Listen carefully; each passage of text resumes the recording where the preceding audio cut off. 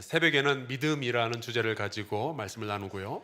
주일 아침에는 하나님의 나라에 대한 말씀을 함께 나누고 있습니다. 요한복음 10장 10절에 보면은 이런 말씀이 있어요. 내가 온 것은 양으로 생명을 얻게 하고 더 풍성히 얻게 하려는 것이라. 이 말씀이 얼마나 은혜가 되는지 몰라요. 이 말씀이 여러분과 여러분의 가정에 그대로 적용되기를 축원합니다. 그런데 저는 이 말씀을 보면서 하나의 질문이 생겼어요. 예수께서 온 것은 양으로, 우리로 하여금 생명을 얻게 하려는 것이다. 이 말씀은 다 이해가 잘 돼요. 나 이제 주님의 새 생명 얻은 몸, 이거 찬양도 있잖아요. 또 저는 교회 다니면서 생명 얻었다는 말 많이 들었고요. 그 말에 대해서는 저는 의심도 없고 불만도 없어요. 그런데 그 다음에 나오는 구절이 있죠. 그 생명을 더 풍성히 얻게 하려고 주님께서 오셨다는 거예요. 여기에서 질문이 시작됐습니다. 제가 보기에 수많은 기독교인들이, 수많은 교회가 생명을 얻었다고 주장은 하는데 그 생명이 더 풍성한지는 제가 잘 모르겠는 거예요. 교회 다녀도 그냥 그런 성도들이 너무너무 많이 있는 거죠. 여전히 세상의 성공을 꿈꾸고 있고, 세상에 휘말려서 살아가고 있고, 기도를 해도 세상에서 잘 될 것만 기도하고 있고, 여전히 용서하기 힘들어하고, 여전히 절망하고 말이죠. 세상을 바꾸는 성도가 아니라 세상에 의해서 바뀌어가는 성도들이 너무나도 많이 보이는 거예요. 여러분, 목숨이 붙어있는 것과 풍성히 사는 것은 서로 차원이 다른 이야기 아니에요? 둘 다 생명이 있기는 있지만, 여러분, 죽지 못해서 사는 거하고 사는 것처럼 사는 거는 차원이 다른 이야기 아닌가요? 교회도 그래요. 사도행전 17장 6절에 보니까 그 당시에 로마에 살던 사람들이 예수 믿는 사람들을 뭐라고 부르는 거 하니 천하를 어지럽게 하던 이 사람들 막 그러면서 비난을 하더라고요. 사도 바울은요, 그 대적자들로 하여금 전염병 같은 자라는 비난을 들었어요. 그만큼 이 초대교회 성도들은 영향력이 컸던 거예요. 그런데 수많은 현대 교회들이 천하를 어지럽게 하기는커녕 한 마을에 있는데 있어도 그만 없어도 그만 조용히 잠잠히 신앙생활하는 교회들이 얼마나 많이 있냔 말이에요. 왜 그럴까? 혹시 우리가 믿는다고 하면서 뭔가 중요한 거 빠뜨리고 살아가는 거 아닌가 말이에요. 예수님은 우리가 구원받을 때만 필요한 분이 아니잖아요. 예수님은 주님, 주인 주자이시잖아요. 그렇다면 주인님 앞에서 우리는 누굴까요? 주님이 선생님이시라면 우리 누굴까요? 그러면은 주님이 주인 주자의 주님이면 우린 누굴까요? 종이죠.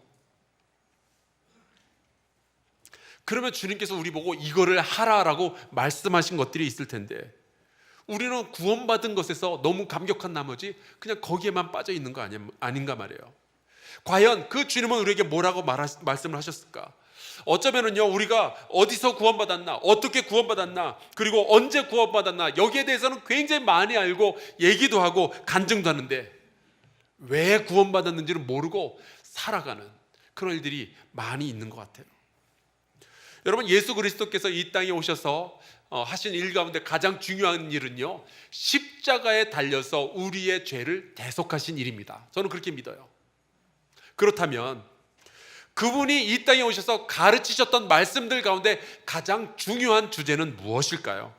이 질문에 대해서 우리 한사랑교회 성도들만큼은 주저하지 않고 그 답은 하나님의 나라입니다 라고 고백할 수 있기를 바랍니다. 이제 답을 하셨으니까 제가 다시 한번 여쭤볼게요. 예수께서 이 땅에 오셔서 가르치셨던 말씀들 가운데 가장 중요한 주제는 무엇입니까? 하나님의 나라입니다. 우리가 복음을 믿는다는 것은요, 우리의 구원의 그 순간에만 해당되는 이야기가 아니라 소망 없던 우리가 예수의 십자가의 능력에 의지하여서 이제는 하나님 나라의 백성으로서 살아간다라는 뜻이에요.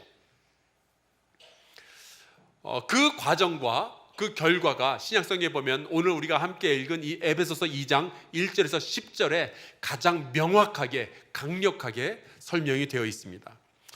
오늘은 우리가 에베소서 2장 1절에서 10절까지의 말씀을 읽었는데 제가 이것을 세 부분으로 정리를 하면은 1절에서 3절은요, 구원 이전, 복음을 받기 이전, 그리고 4절에서 6절은 구원 그 자체, 구원의 과정, 그리고 7절에서 10절은요 구원받은 이후의 삶에 대해서 설명을 하고 있어요.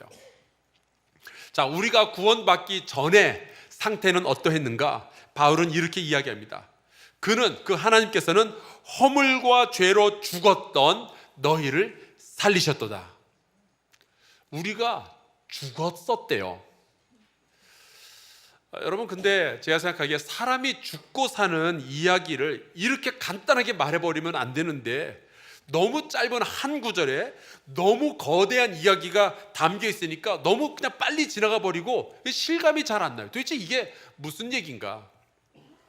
그런데 여러분 아마 이런 경험을 해보셨을 거예요. 제가 몇 년 전에 건강검진을 하러 갔는데 대장 내시경을 하게 됐어요. 그런데 이제 막상 이게 뭐라 그러죠? 이 내시경을 이렇게 입으로 집어넣어야 되는데 이게 맨정신으로 하기는 좀 겁이 나더라고요. 그래서 그냥 맨정신으로 하시겠습니까? 수면 내시경을 하시겠습니까? 그래서 저는 당연히 수면 내시경 하겠습니다 그랬죠. 그랬더니 이제 제가 침대에 누웠는데 간호사가 들어와서 이 마취하는 주사 있죠? 그거를 이렇게 놓고 잠깐 나갔다 들어오더니 내시경을 만지작 하는 거예요. 제가 실눈 뜨고 다 보고 있었거든요. 근데 갑자기 걱정되는 거는 내가 아직 잠이 안 들었는데 혹시 잠이 든 줄 알고 그냥 내시경 이렇게 쑤셔 넣으면 어떡하지? 영화에 보면 그런 거 있잖아요. 아직 마취 안 됐는데 수술 시작하는 거 끔찍하잖아요, 생각만 해도. 그래서 너무 걱정이 돼서 아직 내가 잠이 안 들었다고 수면 상태가 아니라고 얘기를 할까 말까 막 고민하고 있는데 간호사가 저를 보더니 그런 말을 해요. 제가 평생 이 말은 못 잊을 것 같아요. 다 끝났대요. 일어나시래요. 그러니까 나도 모르는 사이에 내시경 검사가 벌써 다 끝난 거예요. 여러분, 우리가 그런 식으로 죽었던 사람들이에요. 영이 죽어 있으니까 허물과 죄로 죽었는지도 모르고 여지껏 살아갔던 거예요.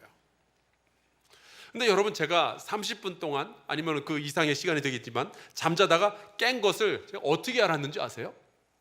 물론 간호사가 그렇게 말해서도 알았는데 제가 누워있던 자리에 베개를 봤어요. 거기에 누가 침을 잔뜩 흘려놨더라고요. 지저분하게. 누굴까요? 저였어요. 내가 잠들었었구나. 여러분, 우리가 죽어 있었다는 사실, 그거를 어떻게 알 수 있는가? 오늘 말씀 2절과 3절에 나와요. 그때에 너희는 그 가운데서 행하여 이 세상 풍조를 따르고 공중의 권세 잡은 자를 따랐으니. 그리고 3절, 전에는 우리도 다 그 가운데서 육체의 욕심을 따라 지내며. 예수 믿기 전에 우리가 뭔가를 따라서 살았었대요. 세상의 풍조와 공중의 권세 잡은 자와 그리고 육체의 욕심.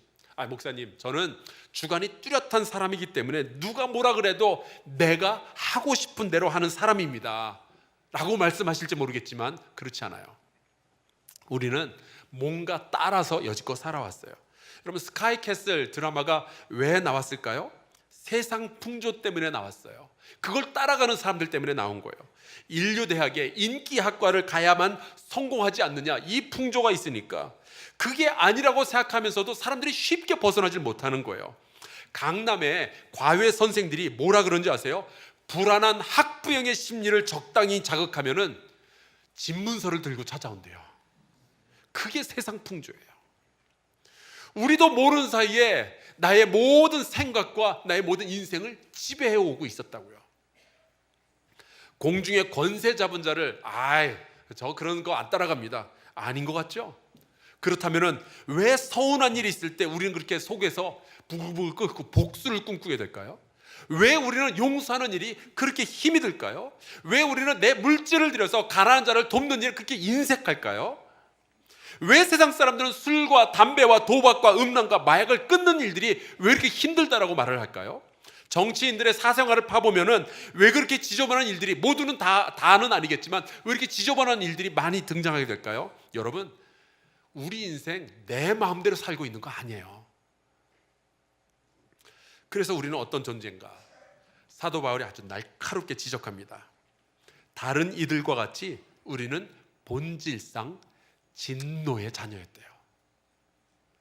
여러분, 본질상 진노의 자녀가 무슨 뜻일까요? 어쩌다가 죄 지은 게 아니란 뜻이에요.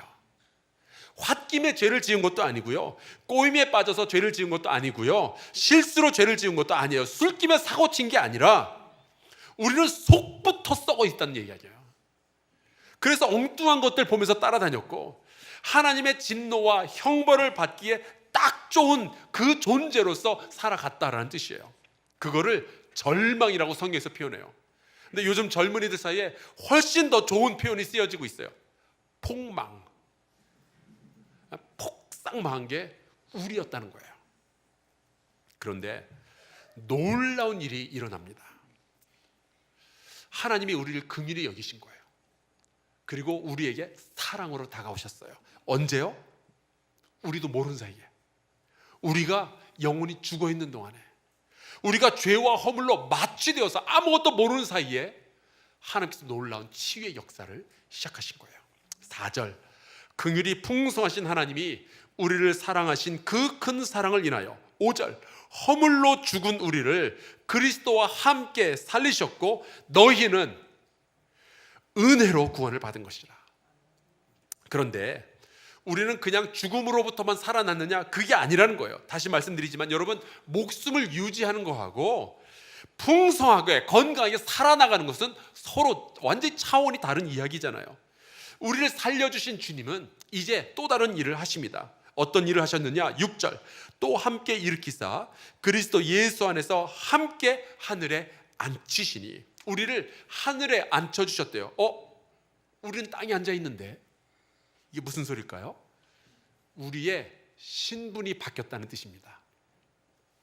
3절에 그랬죠. 우리의 원래 신분은요, 본질상 진노의 자식이었다고, 멸망받기에 딱 좋은 신분이었다고. 그런데 이제는 예수 그리스도와 함께 하나님의 나라를 유업으로 받는 상속자의 신분으로 바뀐 거예요. 여러분, 여건이 바뀌었어요. 하나님 나라의 백성으로서 살 수 있게 된 거예요. 죽어서도, 그렇지만 살아서도, 저 하늘에서도, 하지만 이 땅에서도요. 예수 그리스도 안에서 우리는 이미 시작된 하나님 나라의 백성이 된 겁니다. 지금 이 자리에 앉아있는 여러분은 1, 2, 3절의 인생이 아니라 4, 5, 6절의 인생이 된 줄로 믿습니다. 그런데 이러한 변화가 있기까지 누군가가 큰 희생을 치루었어요. 은혜라는 말은 우리가 그 값을 치르지 않았다라는 뜻이죠. 하지만 아무도 그 값을 치르지 않았다라는 말은 아닙니다. 누군가가 우리 대신해 죽었어요. 우리에겐 은혜고 그분에게는 희생이죠. 누굴까요? 예수 그리스도. 그분이 사랑 때문에 이 땅에 오셔서 내가 죽어야 할 바로 그 자리에 대신 죽어주셨어요. 그래서 4절, 5절, 6절의 그 은혜가 우리에게 임했다면 그 다음에 우리는 어찌 살아야 할까? 7절, 이는 그리스도 예수 안에서 우리에게 자비하심으로써 그 은혜의 지극히 풍성함을 오는 여러 세대에 나타내려 하심이라. 예수께서 대신 죽고 우리가 대신 살아난 것은 이유가 있대요. 그게 무엇이냐? 그 은혜의 지극히 풍성함을 오는 여러 세대에 나타내는 거래요. 이게 하나님의 소원이고 하나님께서 우리를 구원하신 이유입니다. 자, 그 하나님께서 그 은혜의 풍성함을 누구한테 나타내고 싶으시대요? 오는 여러 세대에, in the ages to come. 예수 그리스도께서 오신 그 이후로 하나님의 나라가 완성될 때까지, 예수께서 재림하실 때까지 이 땅에서 살게 될 모든 세대와 모든 나라와 족속과 모든 백성에게 하나님의 은혜를 드러내고 싶으신 거예요. 이게 하나님의 소원이에요. 아버지의 소원이에요. 여러분, 제가 질문해 볼게요. 여러분과 저는 어떻게 해서 이 자리에 앉아서 하나님을 예배하게 되었을까요? 여러분, 2000년 전에 예루살렘에서, 유대 땅에서, 나사렛에서 복음이 선포가 되었는데 그 복음을 이스라엘도 아니고 유럽도 아니고 중국도 아니고 어떻게 한국에서 우리가 듣고 이 자리에서 예배를 하게 되었을까요? 아버지의 소원을 그냥 지나칠 수 없었던 사람들이 있었기 때문이에요. 바로 초대교회의 사도들, 성도들, 목숨을 걸고 그 복음을 지키고 전하했던 사람들이 있었기 때문이죠. 조선 땅에 들어왔었던 외국인 선교사들이 있었기 때문이었어요. 일제 강점기에 목숨을 걸고 그 복음을 지키며 그 후손들에게 전했던 우리 신앙의 선배들이 있었기 때문입니다. 아버지의 소원을 그냥 무심하게 지나칠 수 없었던 사람들이 있어서 저와 여러분이 지금 이 자리에서 예배드리고 있는 거예요. 그래서 10절에 보니까 이런 말씀이 나와요. 우리는 그가 만드신 바라. 나의 나 된 것은 다 하나님 은혜라. 우리는 원래 진노의 자식이었는데 하나님의 은혜로 구원받은 후에 우리는 하나님의 나라 백성이 된 거죠. 이 모든 일은 하나님께서 계획하시고 진행하신 일입니다. 언제요? 우리도 모르는 사이에. 그런데 여기 우리는 그가 만드신 바라, 이 표현에 사용된 헬라어가 있는데 포이에마라는 단어예요. 제가 헬라어로 성경을 공부하다가 몇 번 울컥울컥 감동을 받았던 적이 있었는데 그 중에 하나가 바로 이 구절입니다. 포이에마라는 것은 헬라어로 그 뜻이 작품이라는 뜻이에요. 예술가의 작품 있죠. 우리는 하나님의 작품이래요. 혹시 모를 수 있으니까 우리 양옆으로 선포해 줍시다. 제가 이렇게 좀 이야기했으면 좋겠어요. 양옆으로, 당신은 하나님의 작품입니다. 어쩐지 멋지시네요. 우리 양옆으로 서로 선포하겠습니다.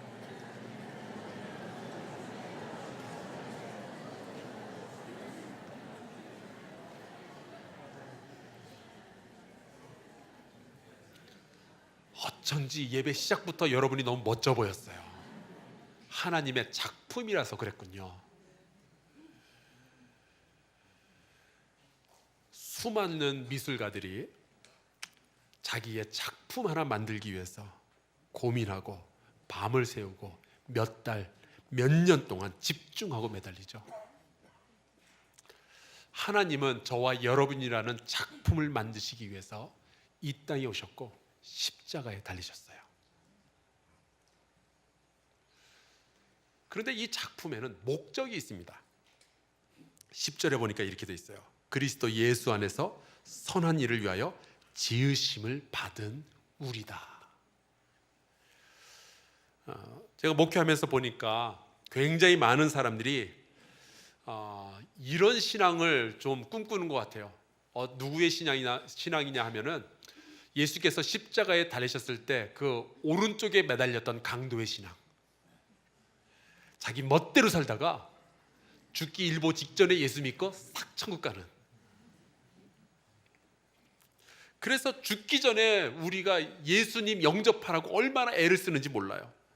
그것도 참 귀해요. 영혼 하나가 하나님께로 가는 거니까 얼마나 좋아요.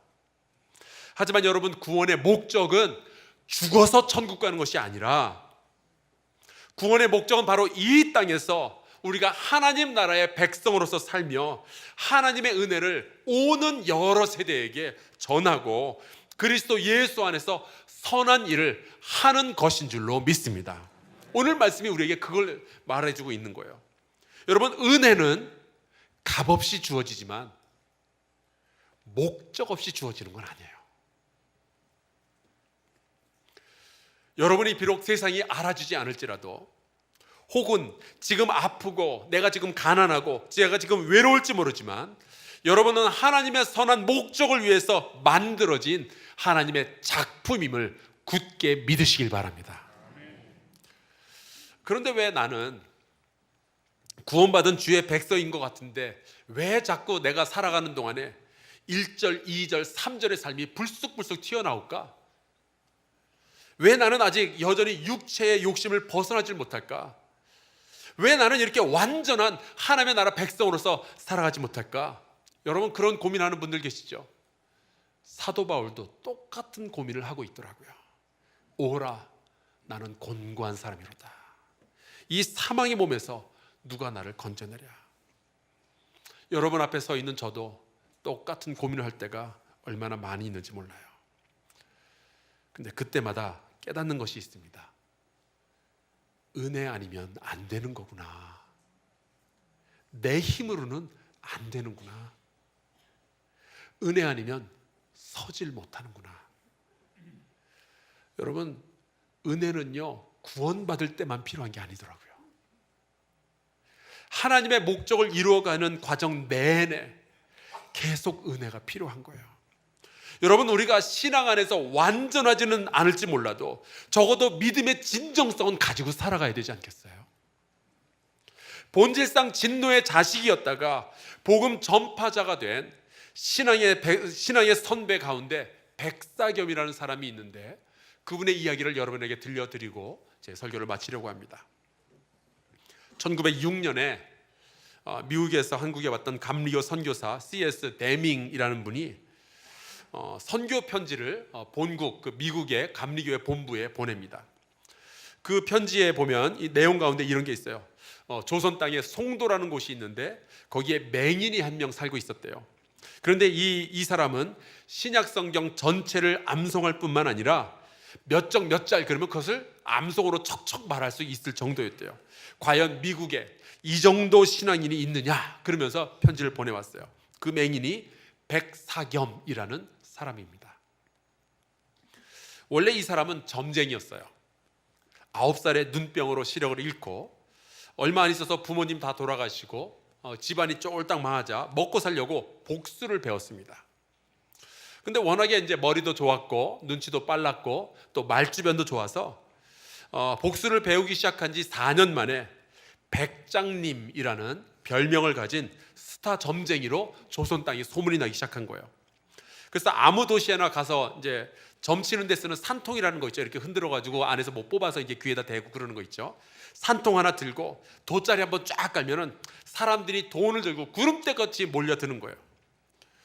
그러다가 어떤 사람 하나한테 이제 점괘를 주는데 당신 딸을 건강한 사람한테 시집 보내면 당신이 일찍 죽는다고. 그래서 이 사람이 겁이 난 나머지 이 백장님한테 자기 딸을 줘서 결혼을 시키죠. 근데 당시 조선이 망해가던 때였어요. 일본이 침투해 들어오는 시절이었고, 사람들은 두려움에 사로잡힌 나머지 미신과 점치는 일에 몰두하기 시작합니다. 당연히 이 백사겸은요 돈을 엄청나게 벌기 시작했어요. 그런데 이 백사겸에게 점치러 온 사람들이 늘 자기의 어려운 일들을 이야기할 거 아니에요. 세상 돌아가는 이야기들을 하겠죠. 그때마다 이 장님 백사겸은 깨닫는 것이 있는 거예요.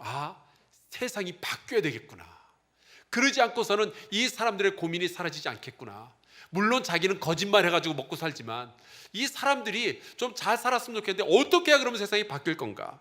그래서 새로운 세상을 꿈꾸며 좀 어떤 도가 있지 않을까, 가르침이 있지 않을까 애를 썼지만 그 어떤 것도 이 백사겸에게 소망을 주질 못했던 거예요.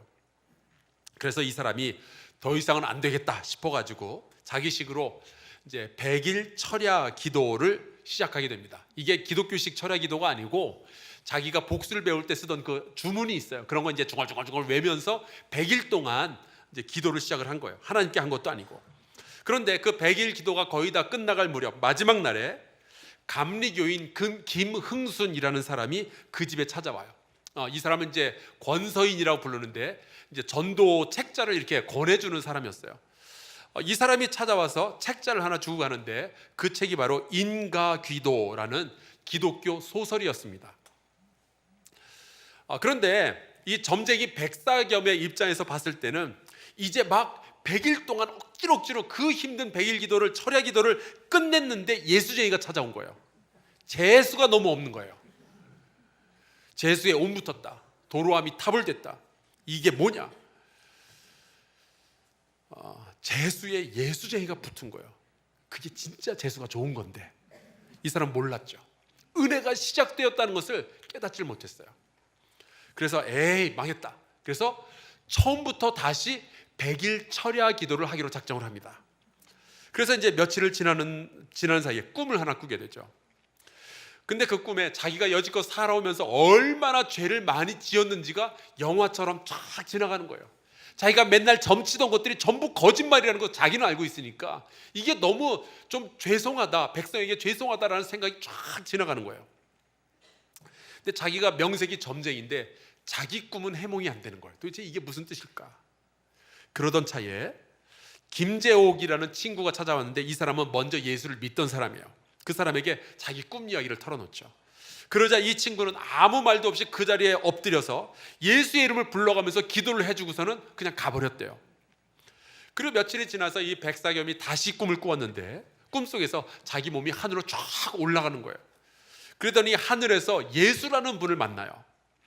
그리고 그 예수님이 이 백사겸에게 뭔가를 하나 주는데 뭔가 하고 봤더니 은으로 만든 산통을 주더래요. 그리고 그 산통의 이름이 의의 산통이라 그러면서 이것으로 앞으로 너는 복음을 전할 수 있다. 이 전지기 점쟁이는 은혜도 좀 점쟁이식으로 좀 받아요. 산통을 받았어요. 근데 도대체 이 꿈도 해석을 할 수가 없어가지고 끙끙거리고 있는데 우연히 그 백장님의 부인이 그 몇 달 전에 받아 놓았던 그 인가 귀도라는 그 소설책을 읽는 소리를 듣게 됩니다.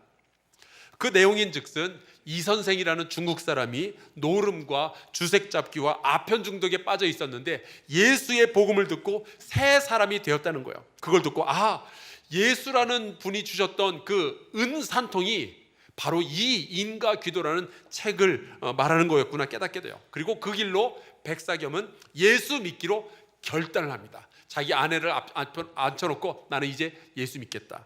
그리고 그 길로 점집 폐업 정리. 그리고 바로 이제 교회를 나가게 되는데 이 기록에 의하면은 그분이 교회 나간 첫날 대표 기도도 했대요. 그리고 1897년 세례를 받습니다. 그리고 그동안 자기가 거짓말해서 번 돈, 불의의 싹스로 번 돈을 다 처분을 해서 이 3,000냥 정도를 마련을 했는데 마련한 그날 마침 또 강도가 들어가지고 그 돈을 홀랑 가져가 버린 거예요. 그때 이 백사겸이 하는 말이 불의의 방법으로 돈을 벌었더니 불의한 자에게 빼앗겼다. 이게 당연한 일 아니냐 그렇게 말을 하더랍니다. 그래서 그 사람에게 또 다른 별명이 붙었는데 조선의 삭개오라는 별명이 붙어요. 그리고는 전국을 돌아다니면서 평생 동안 자기가 예수 만나서 변화된 이야기를 하면서 살기 시작해요. 놀랍게도 이분의 이야기가 조선 말기 나라가 망해가는 그 시기에 절망의 시기를 살아가고 있던 조선 사람들에게 소망을 심어주기 시작한 거예요. 그렇게 백사겸은 유명한 맹인 점쟁이에서 유명한 맹인 전도자로 신분이 바뀌게 됩니다. 이분을 통해서 예수 믿고 구원받은 사람들, 이분을 통해서 목사가 된 사람들이 수도 없이 많이 있어요. 또 이분이 전국에 돌아다니면서 많은 교회도 세웠는데 그 중에 하나가 개성에 있는 개성 남부교회입니다. 이 개성 남부교회에서 어떤 사람이 나왔는고 하니 민족 대표 33명 중에 하나인 신석구 목사가 바로 이 교회 출신이에요. 그리고 개성에서 3.1절 만세운동을 이끄는 그 중심지가 바로 이 개성 남부교회죠. 이 백사겸의 이야기는 죄에서 구원받은 한 사람이 세상을 하나님의 나라로 만들어갔던 이야기입니다. 여러분, 저와 여러분은요 선한 일을 하기 위해서 만들어진 하나님의 작품이에요. 디도서 2장 14절에 이런 말씀이 나옵니다. 그가 우리를 대신하여 자신을 주심은 모든 불법에서 우리를 속량하시고 우리를 깨끗하게 하사 선한 일을 열심히 하는 자기 백성이 되게 하려 하심이라. 하나님의 나라는 그런 식으로 오는 세대에 계속 확장되는 것이고 그것이 하나님 나라 백성의 신분을 가진 저와 여러분이 살아가는 방식인 거예요. 우리 찬송가 한 장 같이 부르고 기도했으면 좋겠어요. 216장 가사가 이렇게 시작돼요. 성자의 귀한 몸 날 위하여 버리신 그 사랑 고마워라. 우리가 그렇게 구원받았잖아요. 그래서 우리가 하나님의 나라 백성이 되었잖아요. 자, 그러면 그 다음에 우리가 어떻게 살아야 할 것인가? 목숨만 부지하고 살 것인가? 아니면 풍성한 삶을 살 것인가? 3절 주님의 십자가 나도 지고 신실한 마음과 믿음과 마음으로 형제의 사랑과 친절한 위로를 네게나 베풀겠습니다. 그리고 4절에 가사가 이렇게 돼요. 만 가지 은혜를 받았으니 내 평생 슬프나 즐거우나 이 몸을 온전히 주님께 바쳐서 주님만 위하여 늘 살겠습니다. 우리 같이 찬송하고 기도하도록 하겠습니다.